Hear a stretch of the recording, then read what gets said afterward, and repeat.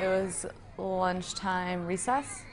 Yeah, so we're on, it just, lunchtime recess I believe just started. And then it happened. I mean, like I remember like you thought it was like fireworks. So obviously my first thing that I did was I looked up in the sky to look to see if there was any fireworks, because I mean, you're 6, you don't know what that is. And then the next thing for me that I remember is looking over to my classroom, and everybody started getting in line because I think the bells started to ring, and everybody was just like standing up as close as they can to the wall. We're all just getting in line because, I mean, what do? You just get in line like someone's gonna open the door for us. And then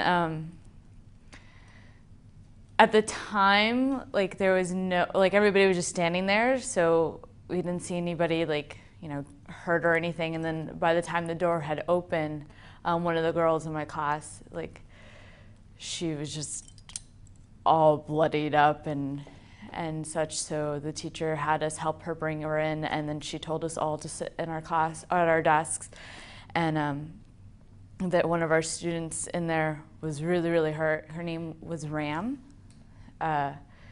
She was a friend, and that's as much as I can remember, because it was just, you don't know. I mean, like, obviously I didn't know she was gonna pass away or anything, but like, teacher was just having us help, and then that's it. Then they had everybody come into the middle of the school. We went into the middle section, and then they had us move through the school because Cleveland's set up, and if I remember correctly, you can walk through and then go down the hallway, and then you would have to step outside for a little bit, but we all moved into the cafeteria, and then you had to stay there sitting and waiting until your parent came to pick you up. My family lives really close to Cleveland, and my mom had a daycare at the time, so I thought it was like a lot easier for her to get there to pick me up. But it was really confusing because everybody's crying, and you're just like, well, what are we crying about? Like, because we don't know. By the time I got home, everybody all my family members were there. And I wouldn't have thought that they would have been there that quickly. My grandparents from Tracy drove in, and then aunts and uncles were all there, and then they all just stood or sat around the TV just watching to find out more information. I think my mom has more of a hard time with it than I do. I guess I do have a hard time. I try to think of it as a positive thing, and not like that the shooting was a positive thing, but I think how it makes you a stronger person, like being able to overcome.